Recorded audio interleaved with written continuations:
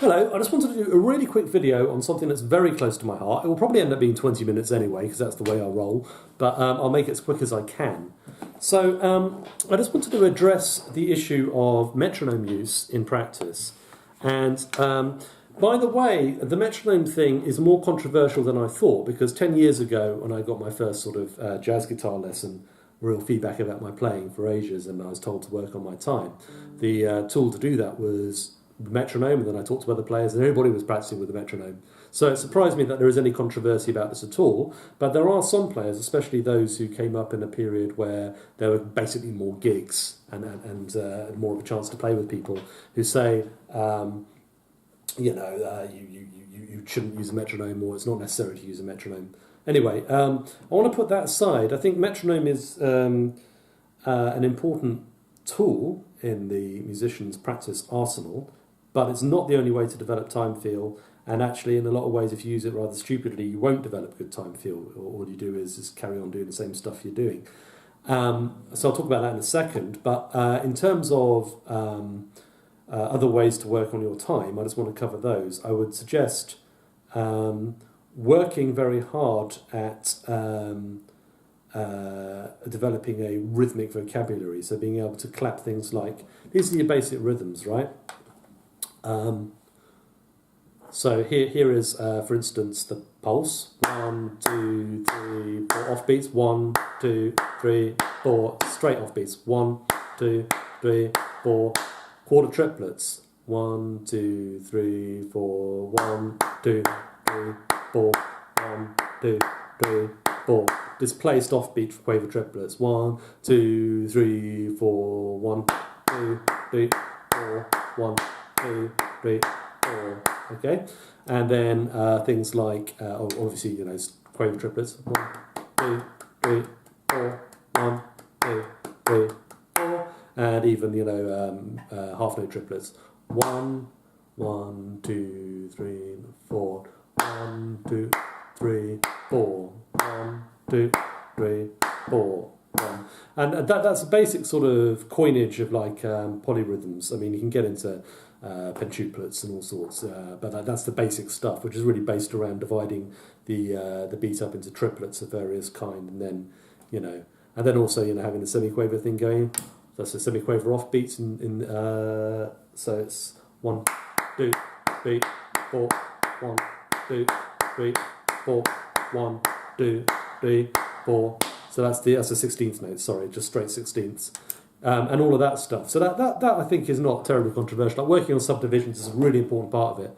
Okay, now the second thing is transcription of lines and really visualising not only the notes but really hearing the rhythmic flow of the notes. I might do a video on this, and where they line up. The inner ear, like when I say the inner ear, I don't mean like the physical inner ear. I mean like your mental imagination of music, if you like, needs to be developed as well, and that includes rhythmic as well as pitches, Then the next thing is playing along with records. That's really important, both playing solos that you've learnt and lines and heads and things, but also actually just improvising along with records and comping with records and stuff like that. Very good way to learn. Very traditional, but doesn't often get mentioned.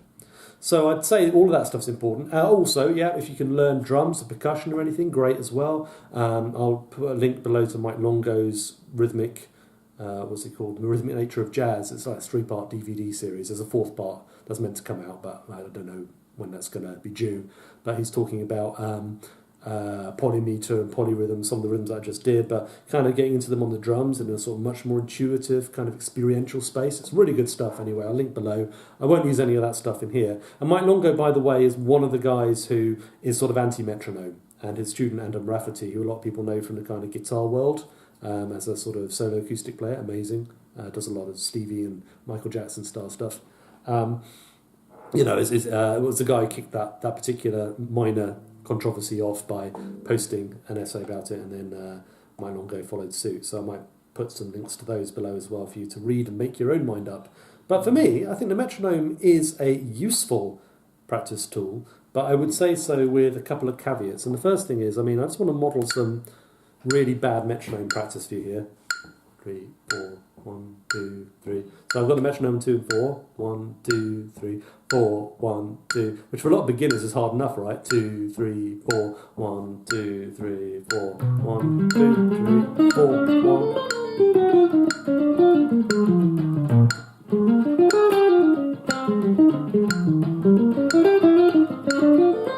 Now, I mean, what I'm trying to do there is just give you sort of rhythmically aimless lines that don't really go anywhere, and just I'm not really listening to the click at all. Okay, slightly better practice that a lot of people do is they listen carefully to where the click is. 2, 3, 4, 1, 2, 3, like this. 4, 1, 2, 3, 4.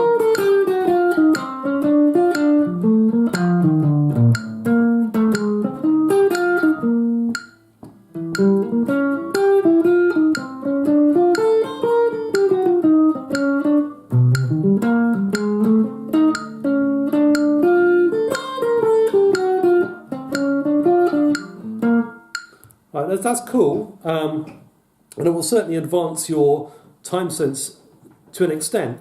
But what I'm doing is I'm really focusing on lining up with the 2 and 4, and that creates a twofold situation. The first thing is that my lines are mostly going to have notes on 2 and 4, so that cuts down because I'm listening for the click, and I want to make sure I'm locked in. So that will slightly distort my rhythmic phrasing. Okay, and the second thing is because of that it kind of generates a sort of slightly fake swing. So it becomes a bit more sort of 2 and 4-y, and you might start tapping your foot on 2 and 4. Now, devotees of people like Hal Galper and Barry Harris will know that there's a lot to be said for tapping your foot on 1 and 3, and especially at fast tempos, it kind of relaxes you out a bit. So another way of practicing would be with a metronome on 1 and 3, and that's quite difficult for me because I don't really practice it much, but I'm going to give it a go.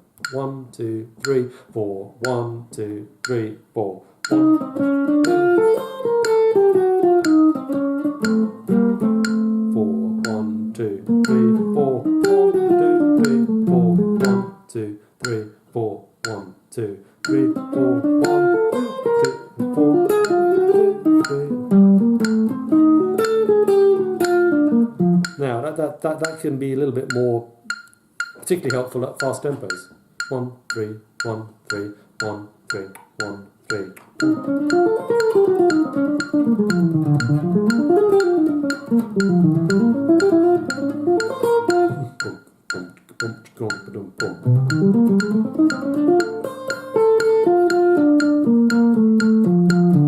Now, I don't want to give you the impression that Hal Galper or Barry Harris is necessarily pro-metronome. I don't think Barry Harris ever practiced with a metronome. And, there's a lot of older players where you can hear that their timing is not metronomic. Like Wes Montgomery is a good example. Records tend to slow down. I mean, you'd never say Wes Montgomery had bad time or didn't swing, but it obviously wasn't that metronomic concept. Loads of the old Blue Note stuff. Oscar Peterson Trio tended to edge up in tempo. That was the band dynamic. I don't think Alan Holdsworth ever practiced with a metronome. There's an ebb and flow to his phrasing, which is really unique, although I think his time is brilliant. It was amazing. So that metronomic kind of aesthetic of playing is a thing in itself, and now we're sort of entering the sort of era of the digital audio workstation and producers and all that kind of stuff, and music that is influenced by dance music and hip-hop and stuff like that. Then the click becomes part of the aesthetic. But I just wanted to quickly point out that for the older stuff, it's not necessarily the case, right? Okay, so say you've got good at sort of synchronizing your playing with 1 and 3 and 2 and 4. The problem is that you still might not be doing anything interesting rhythmically. So that's where getting into the rhythmic language and the vocabulary and the subdivisions and what you can do is kind of really important as well. And one area that I think gets a bit overlooked is because we've been talking really about beats. Oh yeah, before I move on to that, I just wanted to say, if you want to be a little bit more responsible for your own time feel, a really, really good way to practice this is just simply to count the beat through what you're playing. So let's have an example. Let's do one I haven't done an awful lot, which is Hot House, because I'll muck it up and you'll see, and then you'll try it yourself and you'll realise that it's a lot more difficult than it looks. So don't laugh at me, please. So that's 1, 2, there's push. 1, 2, 3, 4. 1, 2, 3, 4. 1, 2, 3, 4. 1, 2, 3, 4. 1, 2, 3, 4. 1, 2, 3, 4. 1, 2, 3, 4. 1, 2, 3, 4. 1, 2, 3, 4. Just about got through that. So let's try it slower. 1, 2, 3, 4. 1, 2, 3, 4. 1, 2, 3, 4.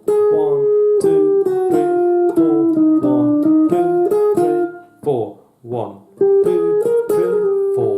1, 2, 3, 4. 1, 2, 3, 4. 1, 2, 3, 4. 1, 2, 3, 4. 1, 2, 3, 4. 1, 2, 3, 4.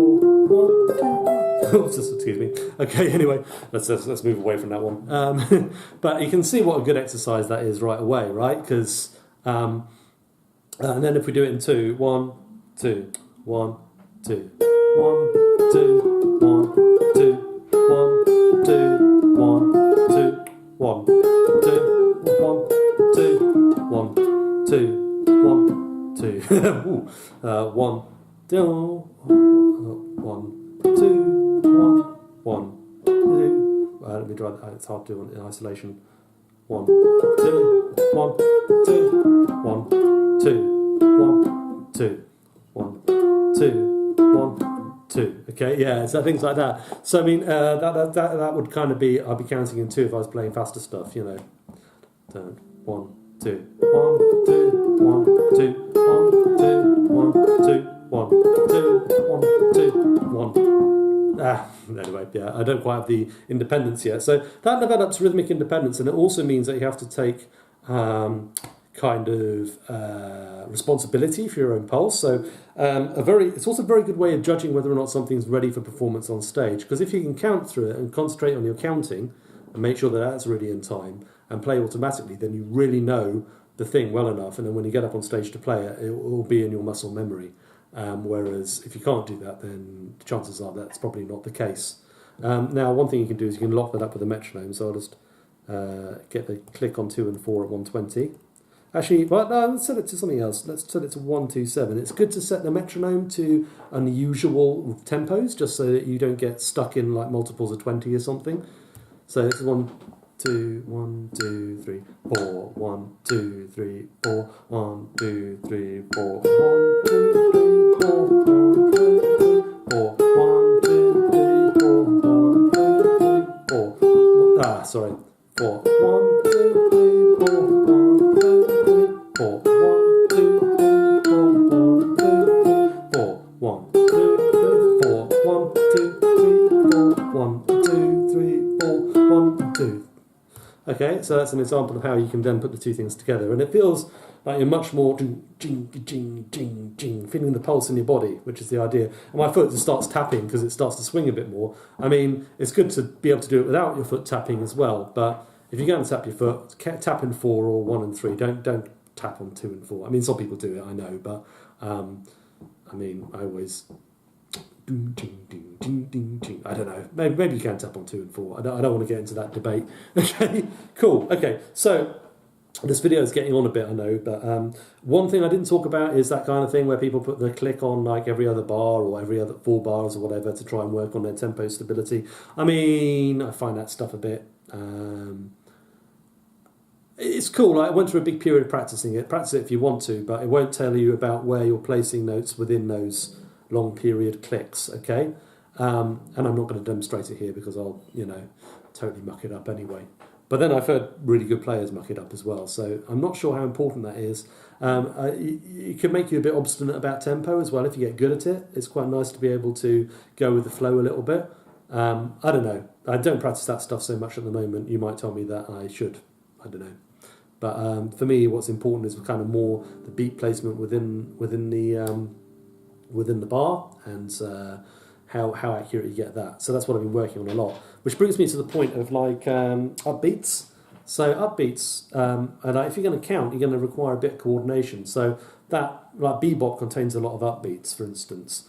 And one exercise you might want to work on is just counting and clapping. 1, 2. So I'm going to do a straight bar and a swung bar and a straight bar and a swung bar. 1, 2, 3, 4. 1, 2, 3, 4. 1, 2. Sorry, actually, it's going to be 2 bars of swung, 2 bars of straight, 2 bars of swung, 2 bars of straight. 1, 2, 3, 4. 1, 2, 3, 4. 1, 2, 3, 4. 1, 2, 3, 4. 1, 2, 3, 4. 1, 2, 3, 4. 1, 2, 3, 4. 1, 2, 3, 4. 1, 2, 3, 4. 1, 2, 3. Okay, let's do the metronome. 3, 3, 4, 1, 2, 3, 4, 1, 2. Stops 1, 1, 2, 3, 4, 1, 2, 3, 4, 1, 2, 3, 4, 1, 2, 3, 4, 2, 3, 4, 1, 2, 3, 4, 1, 2, 3, 4, 1, 2, 3, 4, 1, 2, 3. Now, I'm mucking this up. Hopefully what you can hear is that I'm actually dragging slightly, and that's putting my offbeats on the click. So I'm just going to do this a bit quieter so I can hear the metronome a bit better. 1, 2, 3, 4, 1, 2, 3, 4, 1, 2, 3, 4, 1, 2, 3, 4, 1, 2, 3, 4, 1, 2, 3, 4, 1, 2, 3, 4, 1, 2, 3, 4, 1, 2, 3, 4, 1, 2, 3, 4, 1, 2, 3, 4. So this exercise kind of trains you to sort of really understand the difference between swung and straight off beats at any tempo. And at an unusual tempo like that, I was probably thinking I'm used to practicing at 120, so I was dragging the tempo back slightly or something like that. So that kind of thing is what to watch out for. That's where the gains can be made, where all these little used musical muscles can be trained. The straight offbeat against swung thing is really cool. Check out Miles and Grant Green and people like that. They often use the straight against swung thing. It's really nice if you can get into that. So you're not just... I mean, there's so much rhythmic kind of subtlety within... like between the beats. So another couple of very important things. First thing is using the click on the offbeat. 3, 3, 4, 1. This is an exercise taught to me by Hannes Riepler, who's an excellent London-based jazz guitarist. Check him out. 1, 2, 3, 4, 1, 2, 3, 4, 1, 2, 3, 4. I really want to be at 120 here. 2, 3, 1, 2. So let's play bebop head. 1, 2, 3, 4. 1, 2, 3, 4. 1, 2, 3, 4. Let's try that. 1, 2, 3, 4. 1, 2, 3, 4. 1, 2, 3, 4. 1, 2, 3, 4. 1, 2, 3, 4. 1, 2, 3, 4. 2, 3, 4. 1, 2, 3, 4. 1, 2, 3. Can't do it in this tempo at all. 1, 2, 3.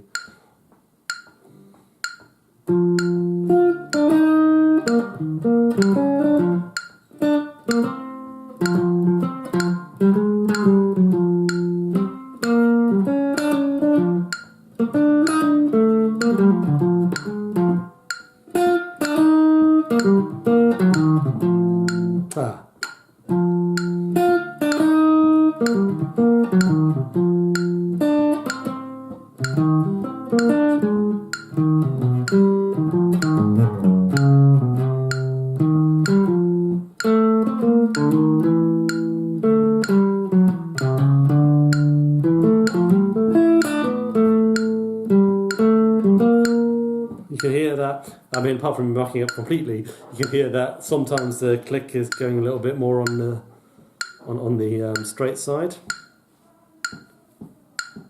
Okay, so that's a difficult exercise, especially if it's at a tempo I'm not used to. I mean, that's probably the best practice I've done all day just then, just because I struggled with it and had to really listen. Let's try again.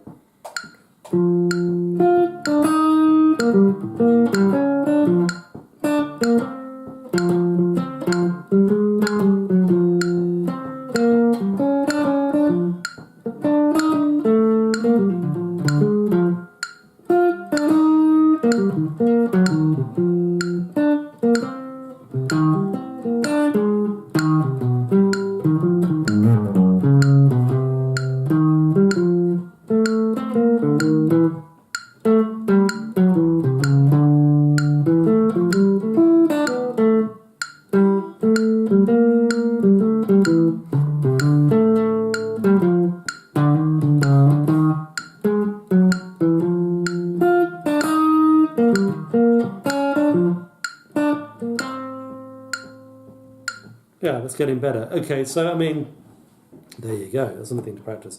But the final thing I wanted to talk about is offbeat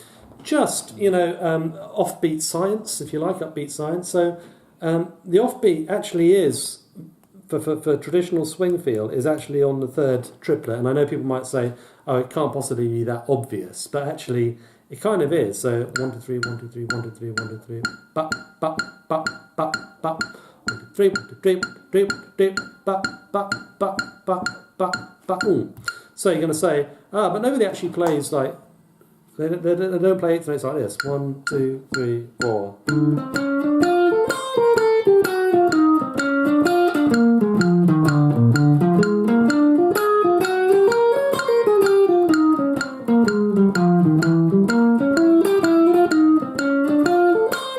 That's really corny, right? Okay, nobody plays their 8th notes like that. Ba ba dee da dee da dee da dee da dee da boom. Okay, nobody plays it like that. And the answer is actually you still want to catch the offbeat. You still want that kind of triplety offbeat at this kind of tempo, medium tempo. But what you want to do is you want to lay back so that actually your on beats are coming or your beats are coming a little bit late. So you're playing behind the beat, but you're still catching the upbeat, right?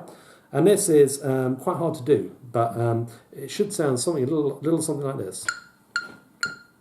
1 up, ba, ba, ba, ba, ba, ba.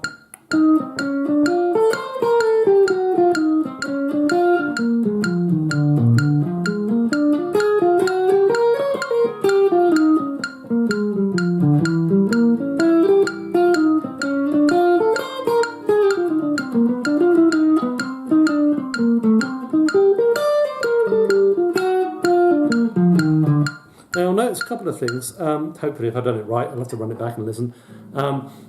When I'm playing crotchets like this, like I will be more on the click. 1, 2, 3, 4. Bing, bong, bong, bong, bong, bong.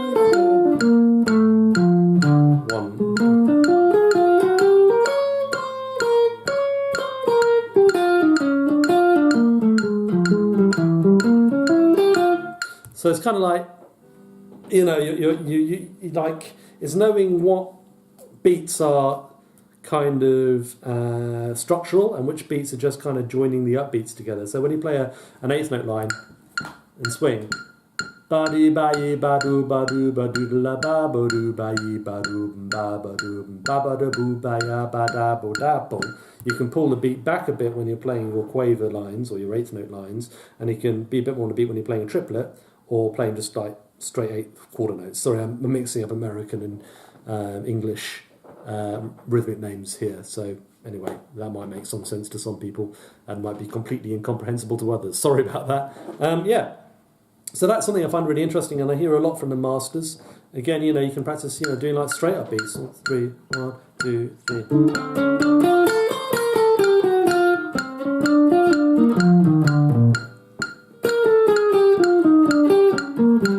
Excuse me.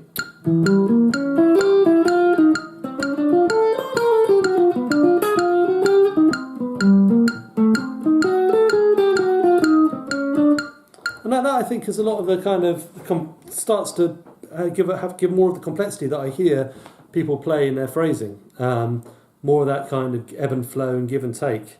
When you're playing fast,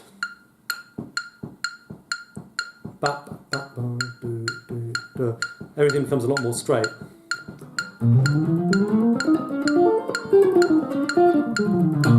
But also, you're playing a little bit more laid back. So if I just say it's back to a rhythm which isn't too fast, like maybe 100 beats. So this is 200 beats a minute, 2 and 4.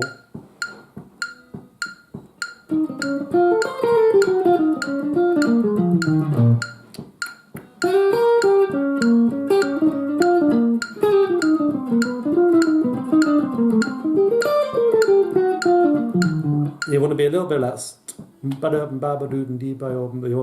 want to be. But I'll show you the difference. This is up on the beat, up on the upbeat. It's very straight.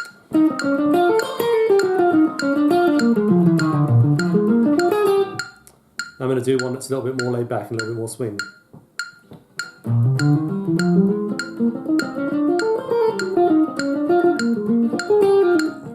Let's try that again.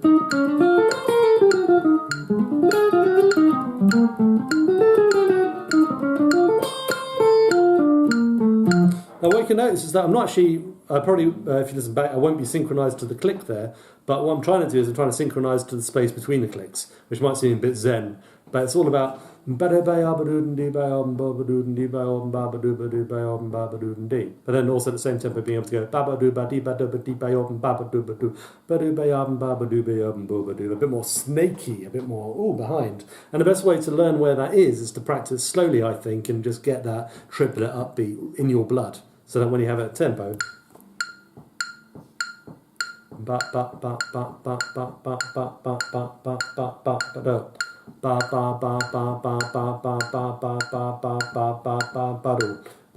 okay, that's straight.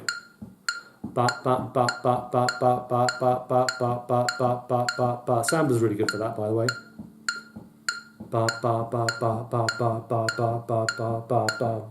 And that's still swung. Okay. Anyway, thanks for watching. It's probably a bit longer than I was expecting, but this is always the case. But I hope you found it useful. Thanks for watching. Bye.